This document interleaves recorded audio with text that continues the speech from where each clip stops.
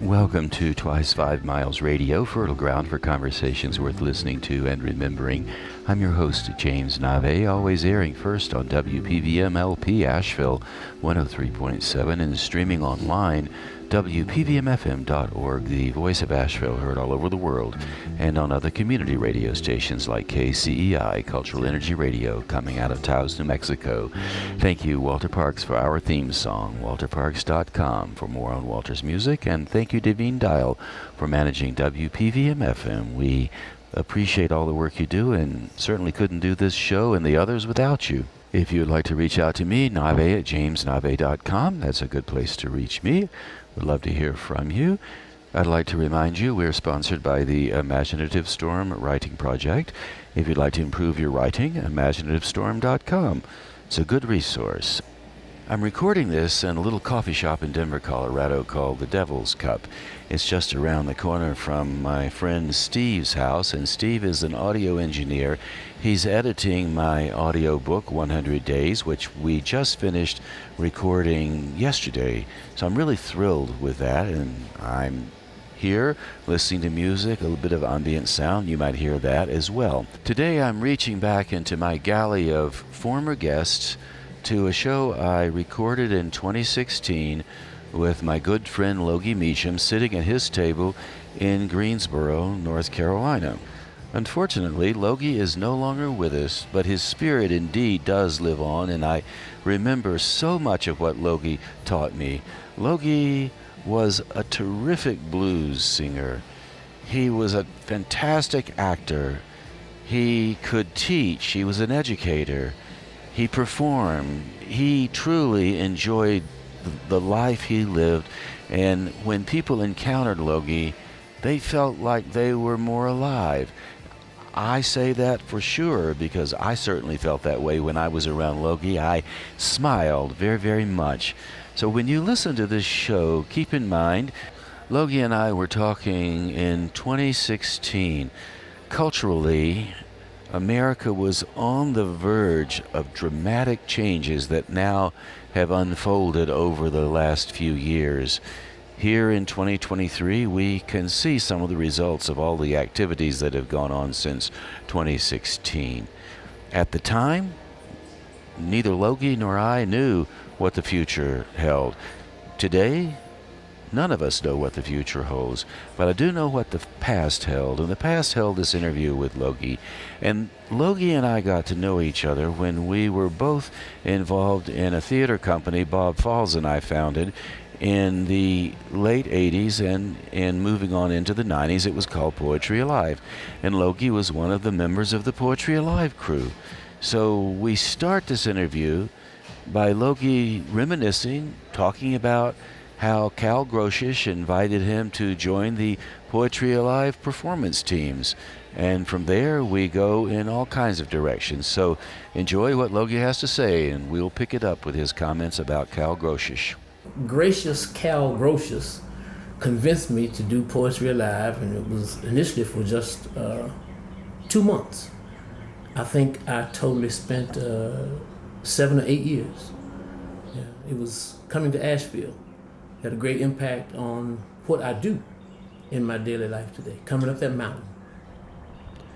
Many of the people in our listening audience today can tell a similar story about coming up from Greenville or up I-40 over Old Fort Mountain like you did, Logie, or coming across the mountain from Knoxville, Tennessee. People get to Asheville and their lives are changed forever. Anyway, these days, Logie, you're not working with Poetry Alive anymore. I know you're on the road a bit and telling some stories, singing some songs, staying in the business. So what's up and how are things these days? I've gotten to a point, as much as I love to perform live with children, I've just gotten to an age where travel, sitting in cars, being gone for hours and days at a time, sleeping in Holiday Inns, even in nice king-size beds, it's just gotten a bit much for me. Right now, I'm at a point where publishing is what I really want to do. Same stories, same types of stories. I have a story, Great Googly Moogly. I want to be in Christmas. Have your children one under the tree this year. Great Googly Moogly is a story that talks about the possibilities that come when we are excited by something. And when you look at something that's fascinating, for me, anytime I see an Arabian horse with mane and tail in the wind and stepping, my first response is, great, googly moogly. And it's the kind of thing that when you say that, it opens the possibility. Great googly moogly makes you focus on what is here and right now. It's not it's a right now word. You know, when you're excited, when you see a beautiful woman, you stop and you turn, great, googly moogly. So I want to teach kids in this book that we're publishing, the wonder and the delight of the present tense.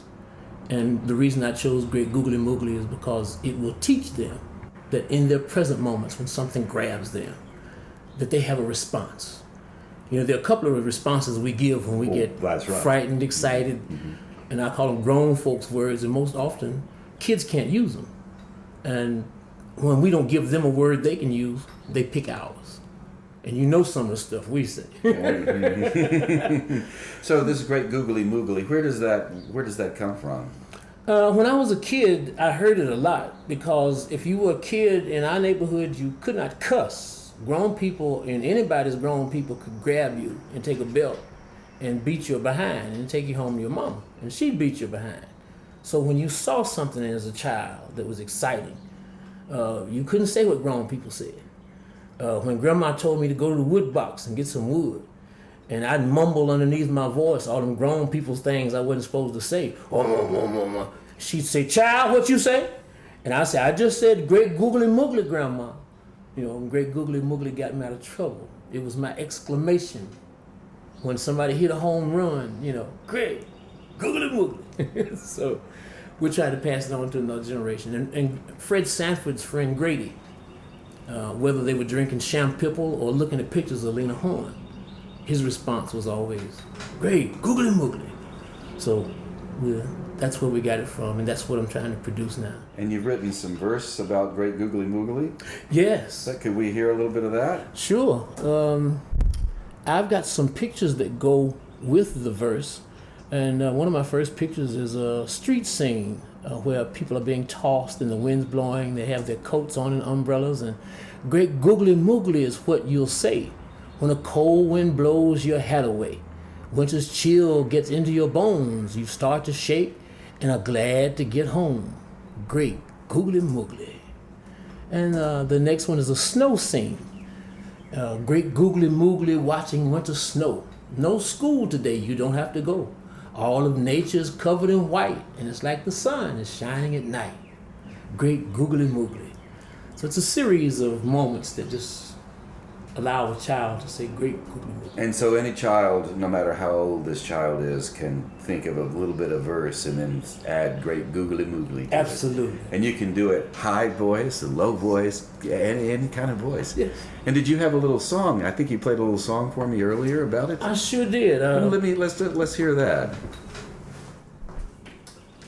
I wrote a little tune that I've tried out in elementary schools already, and the kids love it. Great googly moogly, you're watching winter snow. No school today, baby, you don't have to go. All of nature's covered in white. It's like the sun is shining at night. Great googly moogly. Yeah, great googly moogly. Well, great googly moogly, honey, well, that's what you got to say. Great googly moogly. All right.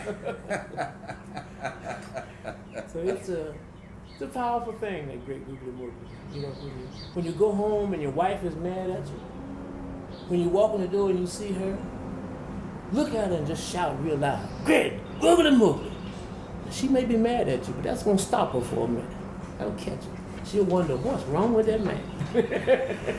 So Logie, your full name is Lorenzo Meecham, is that right? That's my government name. That's your government name. But I've always known you as Logie. Yes, my oldest brother could not say Lorenzo, and he called me Logie. So grown people didn't correct him. they started calling me Logie. So one of the things I've always enjoyed about you is how light-hearted you are, and how you seem to take the world in stride, and you truly enjoy what you are involved in, and you often make art out of it. Thank you. I wonder if you could talk about how that came to be.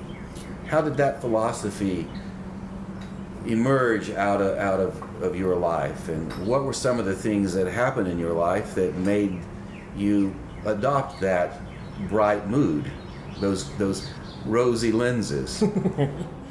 Well, May Lily Chavis, who was my grandmother, if Jesus ever came to North Carolina, my grandmother cooked him breakfast. You know, if he's ever been back, I'm sure he stopped and said, "May Lily, what you cooking?" My grandmother was an irrepressible spirit. We grew up as poor people in a little black community that our greatest asset was a baseball field. And my grandma and granddaddy ran a little juke joint sweet shop. My granddaddy, people viewed him, he's a very serious man, and people viewed him as mean. Everybody thought in the 1950s, white people were afraid of my granddaddy. Norman Chavis was a very serious man.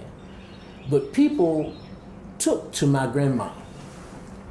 My grandma was the kind of a woman who, her spirit just was always in a place that you could not defeat her delight with life.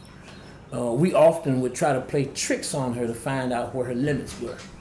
You know, Mama, the house is burning down. You know, anything. She feared absolutely nothing. I've seen her walk out the back door past my auntie and I playing cards on the back porch. Walk out the back door, wipe her hands on her apron, and walk right out in the yard. And I saw her bend over and grab something. I thought she threw one of our toys over into the pond in back of Grandma's house.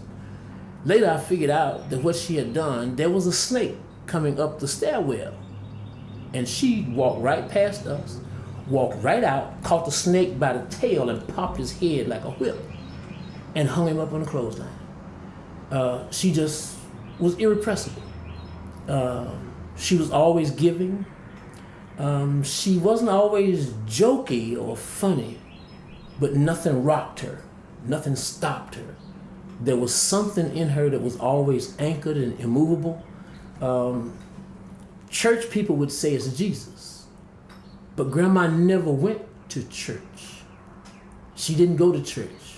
She was angry at all the people that ran that church were her sisters and brothers, and they didn't like her husband. So, because she married that mean old jet black Norman Chavis, and they didn't like him. They were, high yellow folks, as we call them. And she just decided that if she had to put up with madness, that she wouldn't. So she never did. She was always a woman who kept a very pleasant demeanor. And she always had a poem. That's where I get that from. Grandma always had poems. She had a box full of them under her bed. And before her death, I pulled one each. I pulled them out. And each one I pulled out, I didn't know it, but she had memorized that whole shoe box full of poetry. Do you have one that you might remember that she did? One of her most famous, she loved the creation. By James Weldon Johnson? James Weldon Johnson. Oh, yeah. And my whole family. At times, sometimes it takes all of us to get it done. But she would stand at the ironing board with her old flop over shoes and her faded dress. And we'd say a poem, Grandma. And quite often she was too busy. She couldn't. But every now and then she'd stop. When there's a fire popping in the stove and it's cold outside. And she just fixed up some snow cream and we're all there. And we'd all start off. And God stepped out.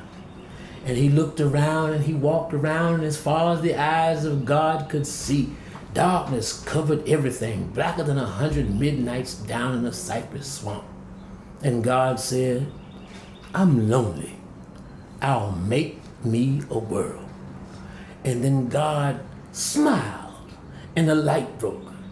And when the light broke, God took that light and he rolled it into a big old ball and cast it against the night, spangling the night with the moon and the stars. And with the light that was left, he scattered it on the others. He hung it in the sky and created the day. And then down between the dark and the light, God hurled the world. And the poem goes on and just describes all of creation. And he shook his head, yes. And I recited a poem to him. And when I recited that poem to him, I put him back down. He went and sat down. When we finished the show, I did not realize it, but I made Johnny a star. And Johnny didn't fit in the school. He was new. I didn't know that. He didn't like being there. I didn't know that. But in that moment, I changed Johnny. When it was over, Johnny came up to me and put his arms around my legs, and he looked up at me and said, "Mister, I love you." And I'm an ex-Marine and an ex-fireman. So I was ready to fight, but I was not ready to love. Johnny, in Corning, New York, made me see that God could use. I thought I was an Old Testament plague. Like most people, I thought we were evil, wicked, nasty, and of no redeeming value. But what Johnny taught me was that even someone like me could get through, particularly to children. And children became my work with them became my redemption. And working with younger children eventually got me invited to teach at the university level. So what do you think it was about Johnny that made him so unruly in the first place? He had come from all the circumstances. He didn't have a father. He was new in the school. He was not from Corning. And he had no fear. He was a very rambunctious, energetic little boy. So his delight was in giving everybody hell. But in that moment, where in front of all those people that he had been adversarial with, all of a sudden, he was getting a round of applause, a standing ovation. It changed his life. So when you first picked little Johnny up and gave him an adult reprimand, if you will, what kind of effect do you think that had on him? He seemed to have responded well to somebody actually noticing him. I think children like boundaries. Once you begin to realize that you can break all the boundaries, then you're unlimited in ways in which you're willing to break those boundaries. So you get further and further down the rabbit hole or out in space, whichever direction you want to go. But when somebody stops you and you have to deal with that moment, and the first thing you wind up having to deal with is you, it's sobering. And then I not only stopped him, but then I turned around and made him, in the moment, just a star. In his mind, he lit up. He just lit up. That had never happened for me before. And I had been loved, but Johnny made me conscious of the fact that people can love you. It's rare. I'm not from a kid. My family, my grandma used to say, "Lorenzo, we ain't no kissing set of folk." And it's very true. It's very true. I'm not prone. At that time, I was not prone to my own affections. So after Johnny put his arms around you and he said, "I love you," how did that affect you over a period of time? Obviously, you still tell the story. You telling us this was where it all started for you as a teacher. Yes. Yes. So little Johnny was your teacher. He was my teacher. How long did it take you to realize that Johnny was your teacher? On the way home that day, I couldn't get over it. What happened? It shakes me up. Shakes me up still. Because I didn't like people. A few months before, I'd gotten in trouble in a bar. It cost me $6,000 to clean up that mess that I made. And I had an idea in my head that I had to find a different direction. And I didn't know what direction that was. I didn't know where to go. So I was living in that cabin with Poetry Alive and performances for children. I'd come back to Asheville, and there would be, you know how that goes. You come back to the office, and their bags and pouches from school kids who have written you letters and drawn your picture. And they used to draw my picture with the guitar. And that Mr. Logie, and they'd have, I used to have a phrase I'd use on the kids all the time. I'd say hubba hubba, and they'd shout back at me, right on! And they'd all draw hubba hubbas over my picture.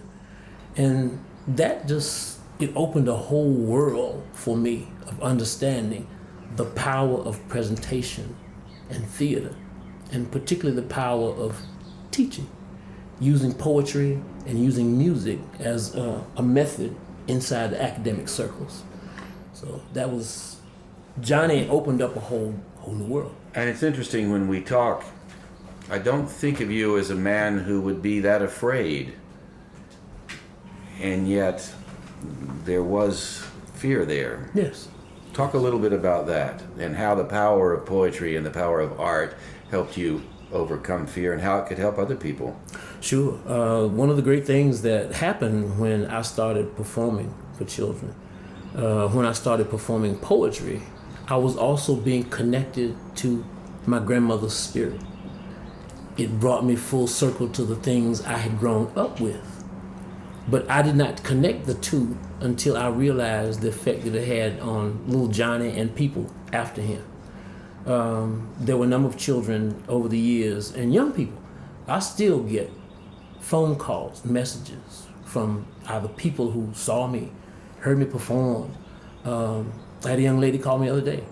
So it kind of changed the way that I had understood and the way that I knew my life and my own performance ability and my own presentational ability. I had grown up thinking it was for fun, for jokes, for toasts, because that's what my family did.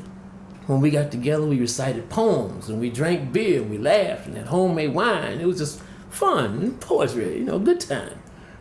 But I saw over those years the ways in which literature brought stories to people that made them see their lives, made them see themselves, forgave. Literature forgives, and literature loves.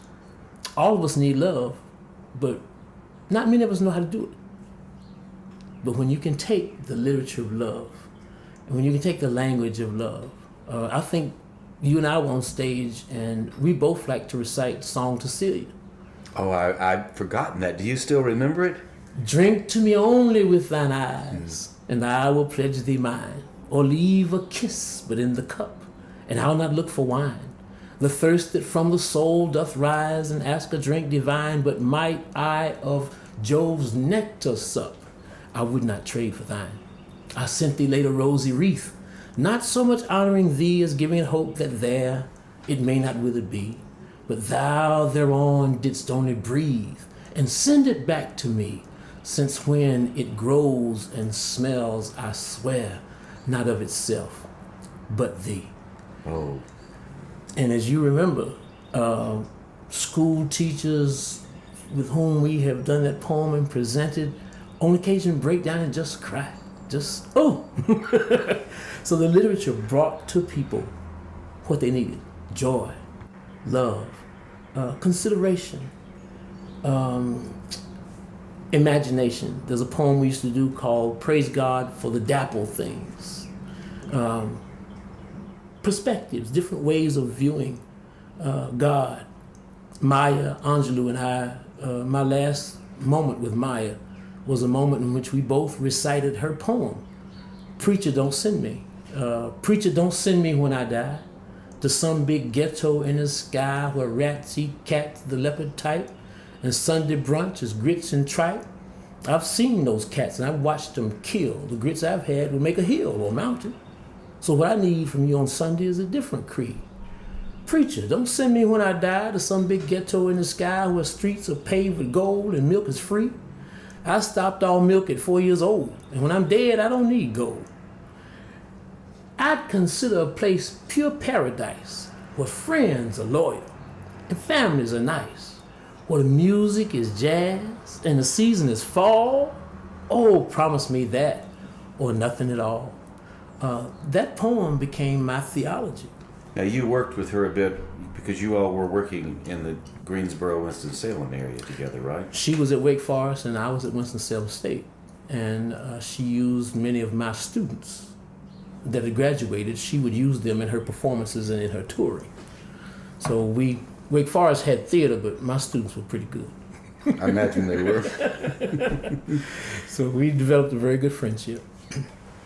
But that poetry, her poetry, and Langston Hughes' poetry, presented so many possibilities. Langston Hughes, and for all of you listening, go to your books right now and read Langston Hughes, Let America Be America Again. It's a very apt poem for the present moment. Do you know that poem?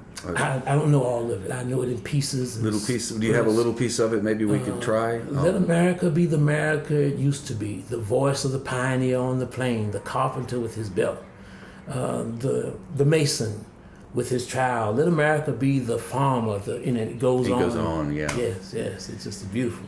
So you say that if we read that piece now, it would help us reflect on the times that we're experiencing now. Would you like to reflect yourself a bit on what's going on in America right now? Because I know that you are involved in literature, and literature moves us. It moves our hearts. It allows us to love. It allows generosity.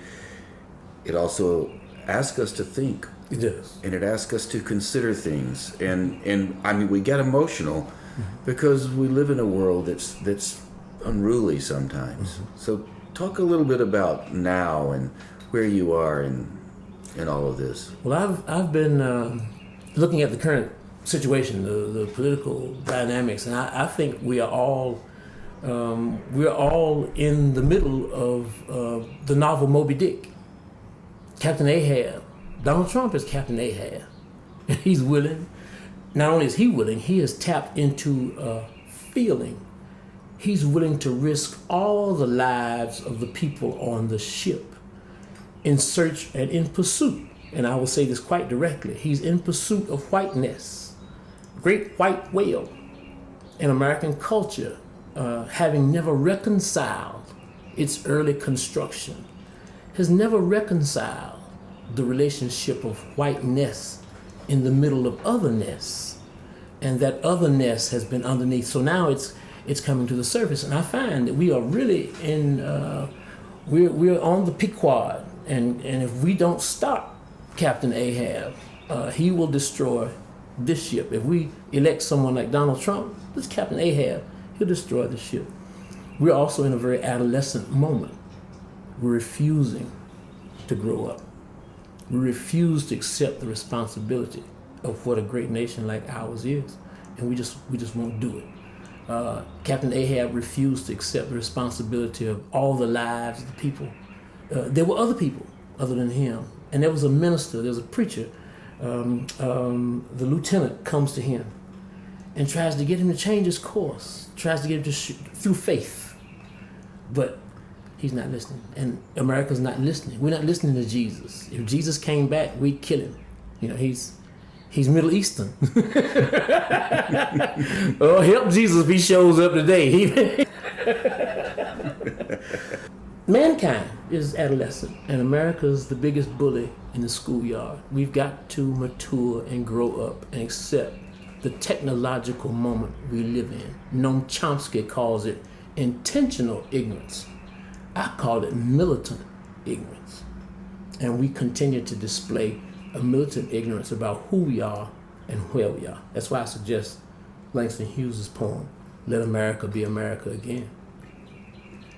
I'd like to pause for just a second for a station break.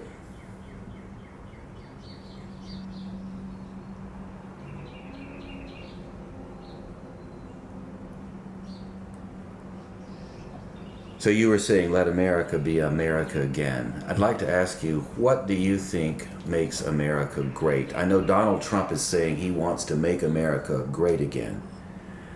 You've been working all your life in this state to make it great, and people refer to North Carolina as a great state. They do. And people have often referred to America as a great country. As an American, as an ex-Marine, as somebody who's been involved in all kinds of situations throughout your life, What makes America great, and why are you so in love with it? I still think we create so much possibility. America is where people have come from all over the world in search of their possibilities. People who are anti-government are people who are direct descendants of folks who had the benefit of what the American government was. When pilgrims come here, the American government provides ability, provides land. The American government removes the Indians and provides the expansion, provides railroads, gives property to people. So government was a fabulous thing for the foundational fathers and many of the generations that followed them. Government instituted and maintained slavery in the United States so that Americans had a cheap labor force for 400 years. Government also supplied for soldiers returning from World War II a marvelous opportunity to have homes, to go into business. And people loved government right up until the moment that government was something that was going to be accessible to everybody. And that moment, no one liked government anymore. Ayn Rand and Barry Goldwater are a day late and a dollar short when they come out with the concept of conservatism, because the genie is out of the box. Both Goldwater and Ayn Rand are writing long after the bomb has been dropped. So the genie's out of the box. Technology has taken over to such a degree, and America is extremely technological and scientific. So we are now challenged to make heaven. Heaven is right here. Nobody's going to die and go to heaven. We have to choose to make heaven, and if not, we'll do what we've been doing for the last, I'll say from Reagan forward, we've been in the business of creating hell, and we've used government or the lack of it to do it. So heaven and hell are our choices. They're not destinations. Jesus said the kingdom of heaven is at hand. He never said we were going anywhere. When you read that book, he never says we're going anywhere. He says the kingdom of heaven is at hand. And we don't view. Walk outside tonight when it gets dark and look at your street. Those amber street lights make the streets look like they're paved with gold. Heaven's supposed to be a land of milk and honey. Go to Starbucks and Harris Teeter's. They got milk, honey, red wine, white wine. If Jesus had to do a wedding today, he could back up to the doors and he wouldn't have to mess up water. He could load the truck up. Everything that we are told is heaven is here, but we have to choose it. And our leadership is not doing that. So what are some of the things you think make hell here? The poverty that is created, manufactured. We have half of the world that eats every day, and the other half of the world that cannot get a fresh drink of water. We pump oil out of countries that need water. The same pipelines that we run in one direction with oil, it wouldn't be crazy to run it back the other way with water. Processing ocean water, people say it's expensive. Anything you want to do is expensive. But it's possible. And we are now in an age of possibility. Never has there been an age where when what Jesus called heaven was just possible. Today, only thing we lack, the distance between heaven and hell is not time, it's the distance between our ears. The difference between heaven and hell is the distance between our ears. We lack the will to make humanity a part of what we thought about in the American dream, this great city on the hill. St. Augustine talks about two cities. Augustine writes about Rome and Jerusalem. Jerusalem is the city of peace. Rome is the city of Caesar. And he challenges us, which city will we live in? And that's our challenge today. Do we live in Rome? You know, Rome burns. Jerusalem is destroyed, but Jerusalem is a city of peace, and it's destroyed. When can we make a conscious decision to either do one or the other and hold on to that decision? And the possibility has never been as straight and as great as it is right now. But it takes American leadership. And unfortunately, we have too much desire. Everybody wants to be in leadership. Nobody wants to be in service. And that's our problem today.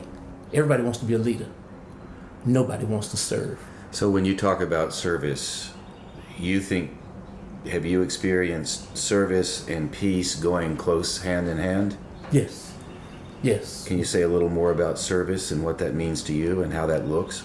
Well, I honestly believe if we were just all willing to acknowledge each other's humanity, there are far too many places on the face of the earth where we refuse to accept each other's humanity. Here in North Carolina, we have an LGBT fight going on with a crazy bill sponsored by our governor.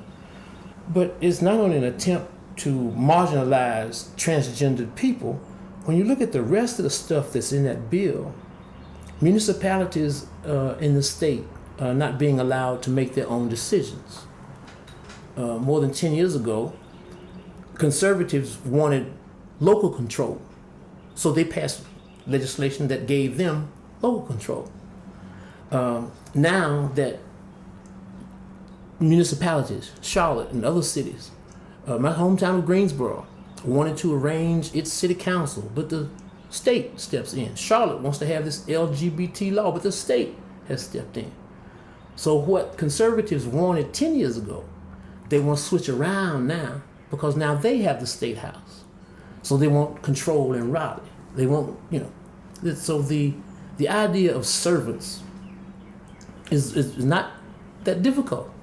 How can we be of service to people who want to come to this great America? How could Syrians right now are being treated in a manner very similar to Jews years ago? Misplaced, misaligned.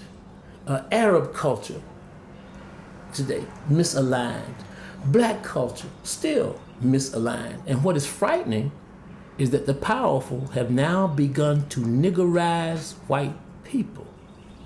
And when you get that, and when the people who are at the top, when Mitch McConnell don't care about his own cousins, we're living in a nasty world. We're living in a nasty world. So we've serviced, and we've got to get back to where we are willing to do unto others as we would have them do unto us. It's very simple, but we've gotten away from it. Well, that's what Jesus said, right? That really sums it up, don't you think? Yeah. So what about in service? How does your art fit into all of this service? Reaches into man's spirit. You can't get to a man's spirit when his stomach is empty. But if his stomach is empty and you can get through, and really music and drama and theater, those things transcend our little gadgets and gadgets and meals and snacks and fat meat or kale. It doesn't matter. The spirit. The body is a wonderful thing. The physical is a wonderful thing. But all of us have this marvelous sense of spirits that yearn to be free. And we're living at a time when everybody can pick up a cell phone and see what's going on the other side of the world. So we're constantly destroying people's spirits with negative rhetoric, negative actions. I have 2 sons, and I'm almost frightened to death that I am now the father of 2 young black boys, because there's a spirit in American culture. And Amir Baraka used to say in the movie, it can't be no spirit, can't be no ghost, Bulworth, he says. He says to Bulworth, can't be no ghost, it's got to be a spirit. We now live in a land of ghosts because people no longer have spirit. We live with ghosts, dead men walking. So how old are your boys? They're 17. My son Ishmael will be 17 in June, and my son Issa is 15. And they're talented. They're performance poets. They're musicians. They use tools, what we do is what I call tools of the spirit. They use those tools of the spirit as well. Would it be fair to say when people attempt to make art, that's they're reaching for their tools of spirit? Oh, yes. That's, and it doesn't really matter, does it, how good it is? No. Just you're making art. Yes. And there's something magical about that. When you reach into the soul to try to make art, then it becomes a tool of the spirit.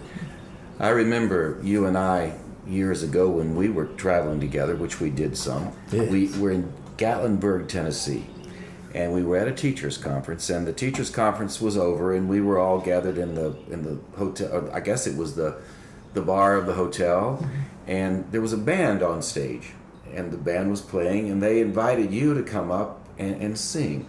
And I don't know if you remember Danny Boy. Do you remember that song? I do. And you sang Danny Boy that night. Mm-hmm. And of course it's an old Irish tune. Mm-hmm. And lots of people know it. And the room wept, or at least I did that night, among others as well.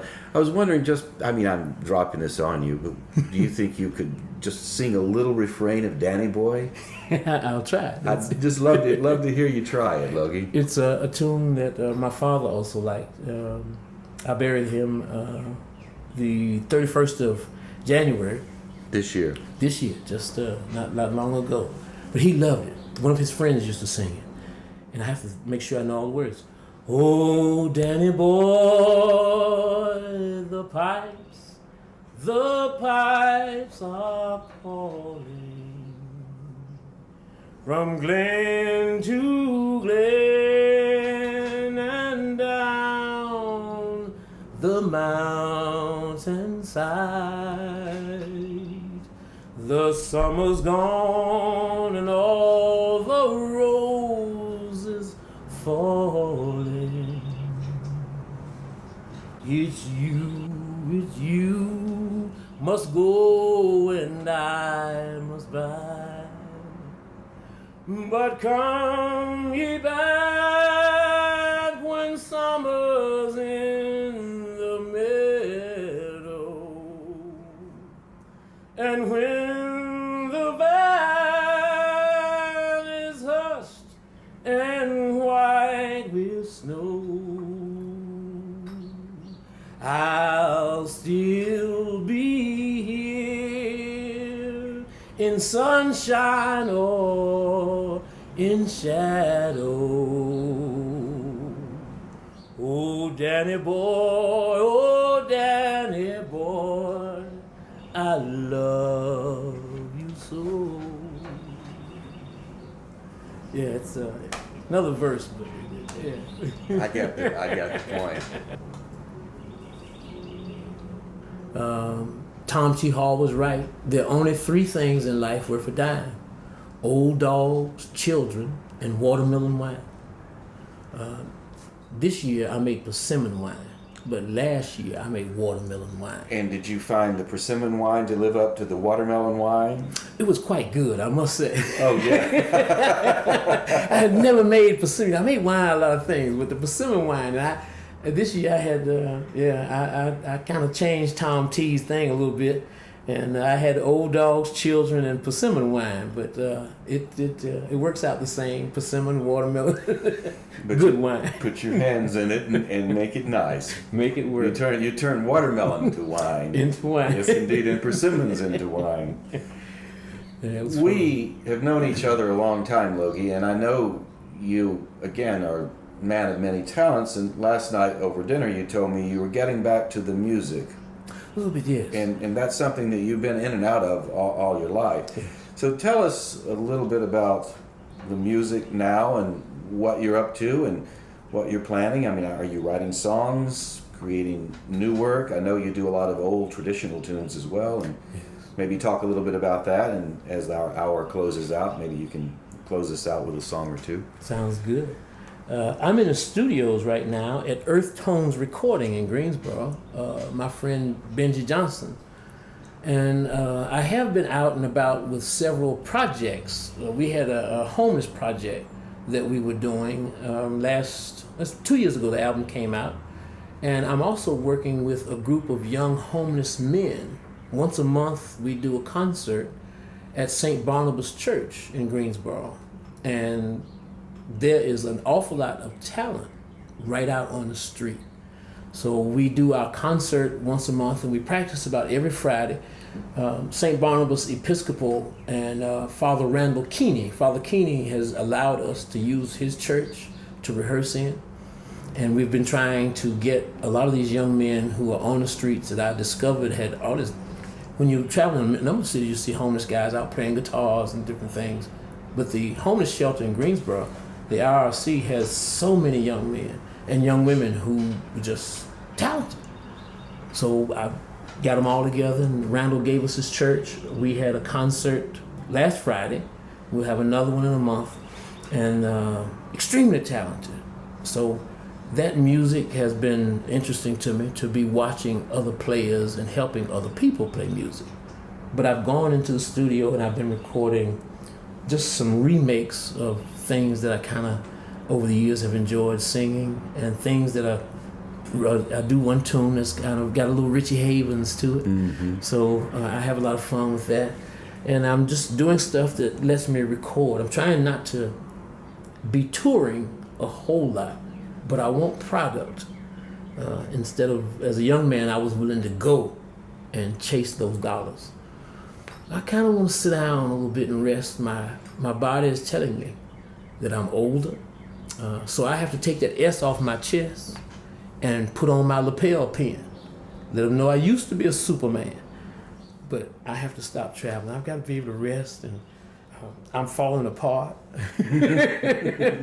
I'm dying right in front of you. You just can't see it. I know my mother used to say, "You are a part of all that you've met." She quoted Tennyson's Ulysses, and now I say, "Well, I'm falling apart with all that I've met." Falling apart with all that I've met. So maybe, if you wouldn't mind, close us out with a couple of tunes that you're working on.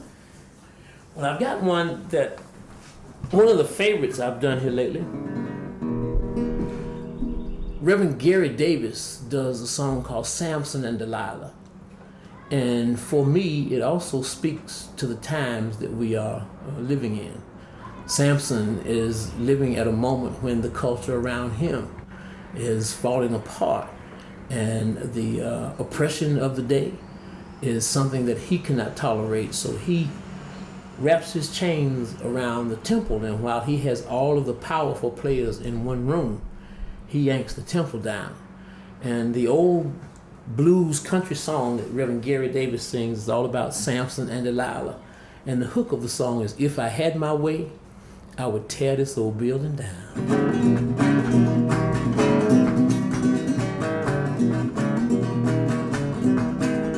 You heard about Samson, heard about his birth, heard he was the strongest man on earth. One day Samson was walking along. He reached down and picked up an old jawbone. Well, they raised that bone above his head. When it stopped moving, 10,000 was dead. Lord, if I had my way, if I had my way, if I had my way, I would tear this old building down. Heard about the lion, killed a man with his jaws. Samson had that lion and grabbed him by his paws, but he reared that beast till he killed him dead. And the beast laid honey in the lion's head. Lord, if I had my way, if I had my way, if I had my way, I would tear this whole building down. Tear it down. You heard about Delilah, so sweet and fair. She had good looks, Lord knows, and long black hair. She was so sweet, Lord, she talked so fine. She was the finest daughter of the Philistines. She ran and sat on Samson's knee. Said, "Tell me where your strength lies, if you please. If you shave my head, you cleanse my hand. Well, my strength come natural like any other man. Good God, if I had my way, if I had my way, if I had my way, I would tear this whole building down." I was born in a dump. My mother died and my daddy got drunk. Left me here to die or go in the middle of Tobacco Road, but it's a home, yeah. the only life I've ever owned. I despise you cause you're guilty, but I love you because you're my home. Tobacco road, tobacco road, oh, oh, oh. I'm talking about tobacco road. Oh, North Carolina's my home. Yeah, look good. If I had my way, I would tear this old building down. So Tobacco Road is often thought of as not the easiest place to be. But if you could reconstruct Tobacco Road so that it's an easier road to walk on, what would it look like? And we'll close out with that, Logie. Well, just a lot more people's willingness to allow other people to grow. We live at a time when there's no reason to have people homeless on the street. There's no reason to build a wall to keep people out who actually lived here 500 years ago. They're not trying to get into America, they're trying to come home. That used to be their home. We took it from them. You know, we don't reconcile our history. We don't reconcile our lives and our journey.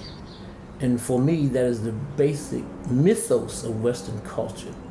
We're at a moment that is ripe for mythopoeia, to change the myths we grew up with. Our myth of time is past, present, and future. And we like the future because if we stay in the future, you never have to deal with the present. You don't have to do anything about the stuff you did in the past. But there are cultures in the world where the past is not past. The present is uncertain but negotiable, and the future does not exist. And when you live like that, you take care of business today. You take care of people today. You do the right thing today because the future doesn't exist. And if we would take the technology that's available to us, the sensibilities we already know, we know what to do. We know what to do. We just refuse to do it. We don't have the will to do it. So that mythopoeia is what I seek in my music, in my stories, in my life, challenging the people around me, and black culture in particular. I'm very convinced that black folk raised America, and one of the great difficulties of today is that black culture has stopped saying to America, "It ain't right.